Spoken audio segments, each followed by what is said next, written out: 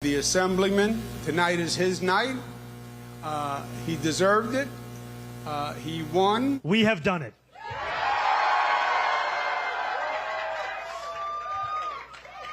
I will be your Democratic nominee for the mayor of New York City. A stunning upset in the Democratic primary for New York City mayor as Assemblyman Zohran Mamdani declared victory over former Governor Andrew Cuomo. Tuesday's vote marked a sharp left turn for the Big Apple, with the self-described Democratic socialist running on an affordability agenda that includes a rent freeze, free bus rides, and city-run grocery stores, all paid for with higher taxes on businesses and top earners.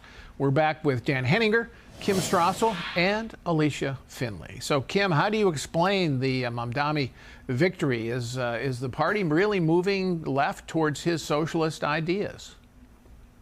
Well, I think a lot of people at the top of the party hope it isn't. But how remarkable is this, Paul? You know, normally after a presidential election, we wait to see the results in New Jersey or the Virginia governor's races to give us a sense of what this means for the parties. Democrats have walked out of this, and now their new standard bearer, the guy making all the waves, is a full-on socialist of the type that many Democrats felt like the policies of helped them lose this last election. And the remarkable thing, Paul, it's mostly come about. New Yorkers are furious over high crime, high prices, high energy costs, homelessness. Of course, these are all progressive policies. He ran, somehow he embraced those and said he'd make them better, and they're going to get more of the same, worse.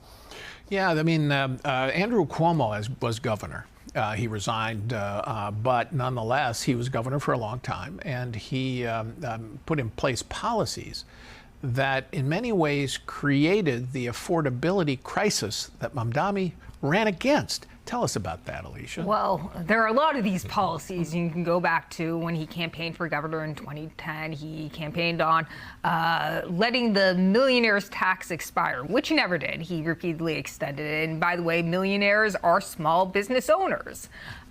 He also, when he made a lurch to the left, in his third term as governor, he signed a bill that expanded rent control in this city, made it virtually impossible for landlords to deregulate their buildings in units. And what ended up happening as a result is that landlords took tens of thousands of units off the market, resulted in a really constrained supply. Now, this has pushed up apartment prices, surprise, surprise. Now, then you have his lockdowns, which resulted in a lot of businesses closing. During COVID. During COVID, an extended COVID eviction moratorium, including for small businesses. And the result, again, was, well, landlords and businesses have to compensate. And what do?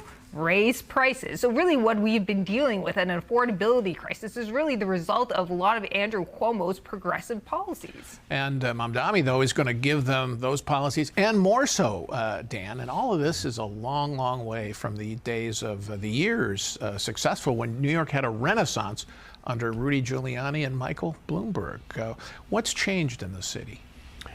What's changed is that the city's politics has moved to the left. The city council, by and large, is overwhelmingly progressive in a way that Mike Bloomberg and Rudy Giuliani did not have to deal with. So there's that reality.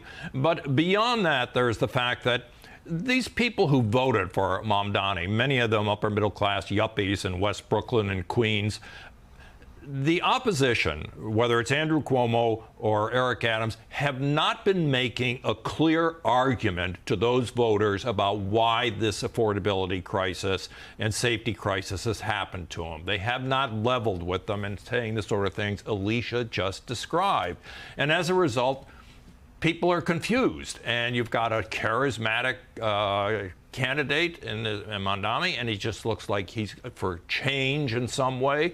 But we're going to get a disintegrating New York if he wins, the same way you have a disintegrating Chicago and Los Angeles. These blue cities are being run by progressives who do not govern well, and this will be no different if it happens. Kim, there's a movement afoot behind the scenes to get Cuomo to drop out as an independent candidate. He so far is resisting that, but and then some people want the Republican nominee, Curtis Sliwa, also to drop out to throw their support behind Eric Adams, the current mayor, who is running as an independent. How do you see that movement playing out? Could it work and defeat Mamdani? Well, it's probably the smart play, Paul. It might be the only way, in fact, that Eric Adams has a shot and you keep Mamdani out of office. But of course, as we both know, having covered politics a long time, egos are a big thing.